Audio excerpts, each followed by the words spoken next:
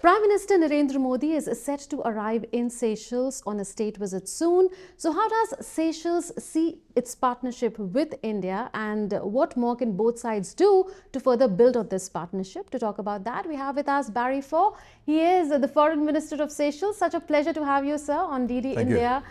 From your perspective, how much has this relationship evolved over the years? Because we've had historical contacts, and this one is a special year for both India and Seychelles, and for Seychelles particularly, as you celebrate your golden jubilee of Independence Day, and Prime Minister Narendra Modi is the guest of honor here. So how much has this relationship evolved to your mind? Well, this relationship is an excellent one. It started from the independence in 1976.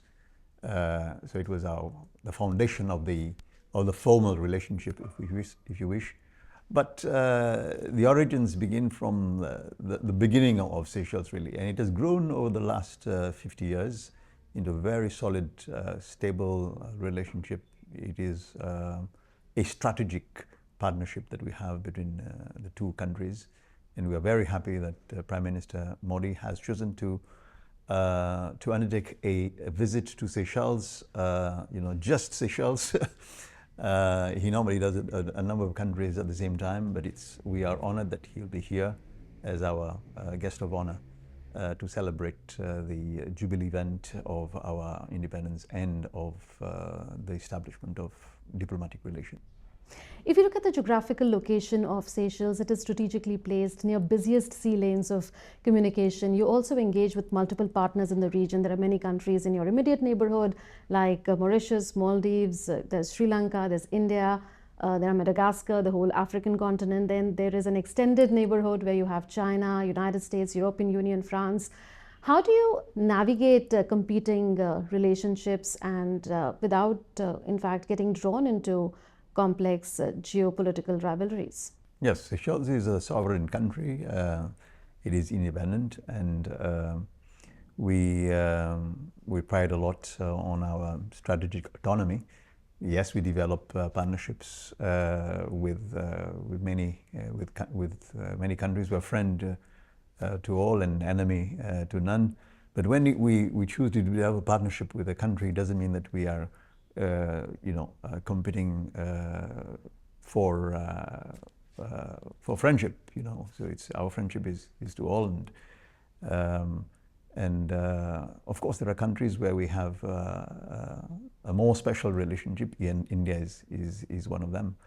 But we develop relations with all countries that respect our sovereignty, our dignity, and our independence. What are the biggest changes that you've noticed in recent years or in the last one decade in the Indian Ocean region, in the regional context, that is? The Indian Ocean has become a place where there is increasing competition for trade. We've also seen growing security risks as well. And would you like to point them out? Well, we have piracy that has hit us in particular. We see events that happen in the region, like be it in the Strait of Hormuz or in the Gulf of Oman or in the Arabian Sea.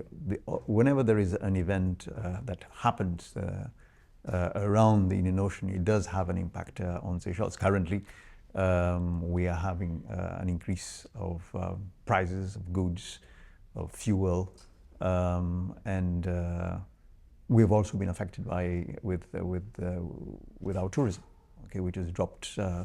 If you compare the last 6 months with the previous, with the same period last year, it has dropped by 14% as we speak. Most of our tourists arrive via the Middle East airlines, Emirates, Qatar, and Etihad. So it has definitely impacted us. Even when piracy happened, it affected our trade, our tourism, and the price of commodities.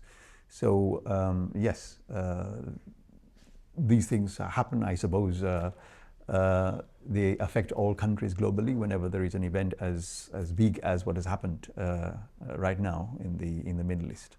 Seychelles is now a full member of the Colombo Security Conclave. So what are some of the practical gains that you expect from this association? It provides us with a valuable platform for us to engage with like-minded partners. And we have the opportunity, as most of us are island states, to benefit from the value that India brings to the table, and in terms of information sharing, in terms of training, exercises, capacity building, sharing of knowledge, and in various sectors, be it in the blue economy, in maritime security, in cyber security, AI. All these are various sectors which are integrated in the Colombo conclave.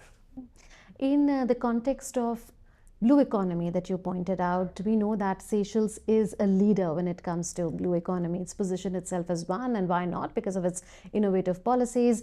So what more can India and Seychelles do to deepen cooperation in the blue economy context?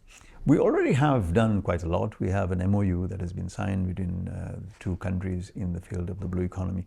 But perhaps what we could do is put in place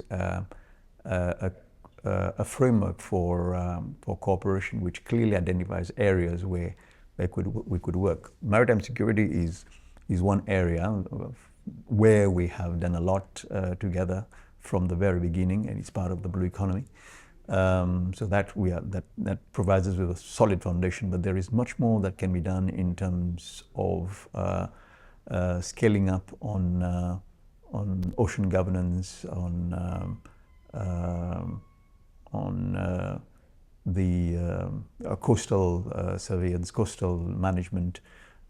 We can also work on increasing investments in the blue economy and trade as well. For instance, we could look at the signing of a comprehensive economic partnership agreement which would provide Seychelles tuna exports with a large market into India.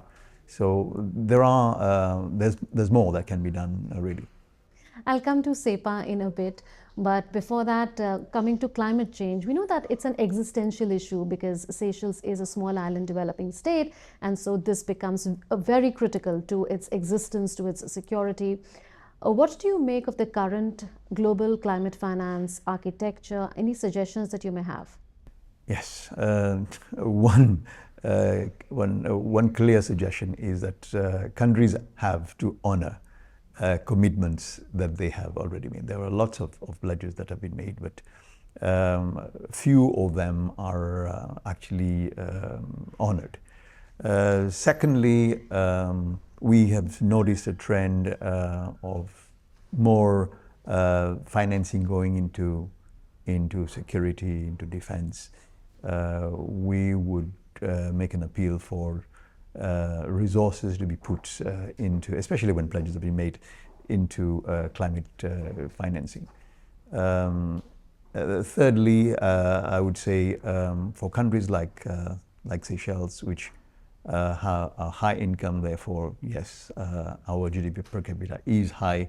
But small island states have their specificities and their vulnerabilities, and this is what climate financing should be looking at. And, so you're looking at global financial support if it comes, if major powers really live up to their commitments. Having said that, let's move to the maritime security and defense domain that you were referring to a short while back. India has continuously supported Seychelles through patrol vessels, through anti-piracy patrolling as well, and then IOI fishing, etc. Besides that, there's coastal surveillance infrastructure, there are training exercises. But out of all of this, what would you say has been the most transformative element in this cooperation? It's clear. All this, what does it do? It doesn't create dependence on India. No, au contraire. What it does is that it builds national capacity. The capacity of our country to be able to have the possibility of exercising greater control on its exclusive economic zone. Because no country can do this alone, and that's why you need to have partnerships. And partnerships do not necessarily create dependency Okay, if it is done on the principles of friendship, of trust, and mutual help, then it is clear that it's for the benefit of both countries. And as far as Seychelles is concerned, the transformative element is that it has increased our ability to have greater maritime domain awareness. And we value the relationship that we have with India, and we look forward to collaborating even more with India. Currently, we are chairing the contact group on illicit maritime activities, which shows that Seychelles, as a country, is doing more as well in the region. On trade and tourism, you had earlier mentioned that you would like to have a comprehensive economic partnership agreement with India. We know that there are structural constraints that Seychelles has because there is just so much water here, 3,000 times the land mass, 1.3 million square kilometers, and so the land mass is limited. You have those economic constraints. You are import dependent, but going forward, what do you think can be done other than SEPA? Do you think that there should be, say, a direct shipping line between India and Seychelles? Should there be more aviation links for greater connectivity? We already have a direct flight between Mumbai and the Mahe Island, but should there be more direct flights from other places, say in India, from other places in Seychelles to India? Yeah, I think you've touched on the key factors that will promote more trade and tourism between our two countries. Yes, Seychelles has vast water resources, and these are resources, so we do have the capacity to export to India, and India has a large market for visitors to come to Seychelles, tourism being a major pillar of our economy. So it is good that we have the airline. We have Indigo that is traveling 4 times to Seychelles per week, but it's only between Mumbai and Seychelles. So we are currently discussing the possibility of getting either Indigo or other airlines to also fly from other cities in India, particularly from Delhi. We are hoping that with the visit of the Prime Minister Modi here, who's a great influencer, he's got more than 100 million followers, you understand, that will give a boost to our tourism industry. It's true that we also have to capitalize on this and do more in terms of the publicity, the marketing of Seychelles in India. You spoke about direct shipping links. When we were in India for the state visit of our president in February, we started discussions on that, and the discussions are ongoing. Definitely a direct link between shipping link between Seychelles and India will help. What has happened in the Middle East shows that there is a need for us to diversify our routes, be it airline or shipping routes. That will help to increase trade. Yes, you had said earlier that Seychelles has been vulnerable to external shocks, including maritime shocks like from piracy, from West Asia tensions, from Red Sea disruptions as well. Can you explain to us the kind of impact that you have had because of these problems? Yeah, tourism is the biggest one, because tourism is the biggest, shares a big part of our economy. It's 30% contribution to GDP. It has dropped, as I said, by 14% in the past 6 months when you compare it with the same period in 2025. 40% of our visitors travel through the Middle East. Prices of commodities have increased. The price of fuel has actually increased. What the government has done is that it has absorbed the shock on the population. But in fact, somebody is paying for it, and that is the company, our SEPEC, Seychelles Petroleum Company, that is responsible for the import of the fuel products into the country. We are looking at a recession this year. You know, we had planned for a surplus of +3%, but it's clear that with this war, although an agreement has been signed now, the effects will continue for the rest of the year. And it is clear that we are going into a recession. So the impact is clear on the Seychelles economy. Has India been of help in these tough times? India has been of help. India has helped us tremendously. It's one of the few partners who has come to our help, and we are very thankful to India for that. It has helped us in terms of food security. It is also helping us with cement, which has also been lacking in the country. Apart from other commodities that we require. So we are very thankful for India for the help that it has provided. And luckily, Indigo did not cut its flights to Seychelles, so that has helped with the flow of tourists from your country. Broadly speaking, what are your expectations from Prime Minister's visit? We are. There's a lot of capital to gain from the visit of a leader to Seychelles, in particular of Prime Minister Modi, who's on his second state visit to Seychelles. We are expecting greater flows of tourists to the country to start with. Secondly, in India, in February, during the state visit, there was a joint vision, the Seychelles, that was adopted with a special package of support to Seychelles. We are working on the implementation of this. So his visit has helped us to accelerate work in this regard, even before he arrives. And subsequently, it will give us additional motivation for us to do more in that direction.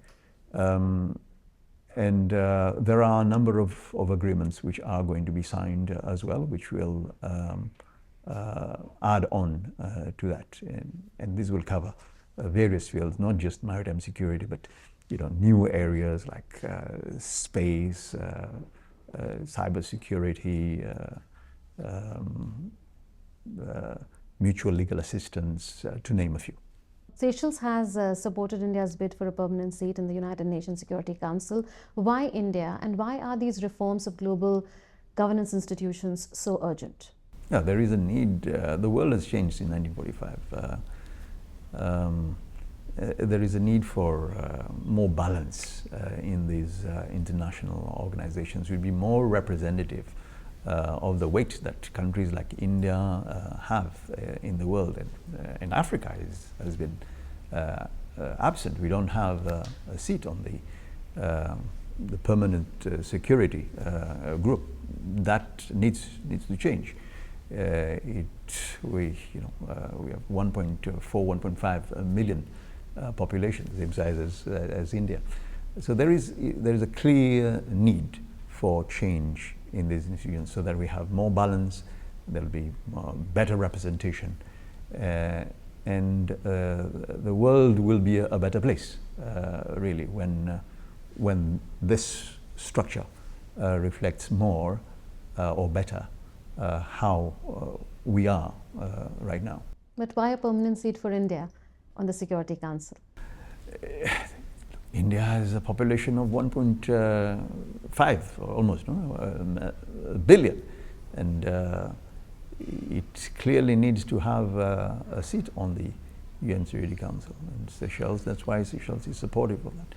India has been very active in the United Nations. India contributes to peacekeeping. We see the role that it plays in the region. As well, in terms of maritime security. So it has also been a leader in the non-aligned movement. So having a representative of the non-aligned movement on the UN Security Council would help tremendously as well to create greater balance and to have a world which is more peaceful. How have people-to-people ties between India and Seychelles shaped bilateral diplomacy? Well, it's clear that we have a very strong Indian diaspora in Seychelles. A lot of Seychellois are of Indian origin as well. And the Indian community has helped a lot in various areas from the beginning. And we see the presence more in trade, in construction, in the professional fields as well. We see a lot of Indians, especially the new generation, and all that fits into the diplomacy that we share between our two countries. It brings our two countries even closer, so it's clear that our diplomacy is inspired by the culture that we have in our country. What are the new opportunities that you see in expanding India-Africa cooperation, because Seychelles is a member of the African Union and also of Indian Ocean frameworks? I think the role that India played in bringing the African Union to the table of the G20 is a clear example of how strong India feels about Africa and about integrating Africa into the global economy, and that is commendable. We see also India playing an important role in the regional configurations, like in SADC. There has been an agreement, a cooperation agreement signed between India and SADC. So it's so that these are very clear examples of what has been done, but what could also be done in building on what on these achievements. So more can be done in terms of integration, more can be done in terms of trade, in terms of capacity building, sharing experiences and partnerships in space technology, in universities and professional development. So there are various areas where this, we also have the partnership between the African states and India. Unfortunately, the fourth summit between India and Africa could not take place for global health reasons. This should, of course, continue. Towards the end, your one most ambitious goal for this partnership for the next decade, as we are also looking at the implementation of the joint vision CECIL. Yes.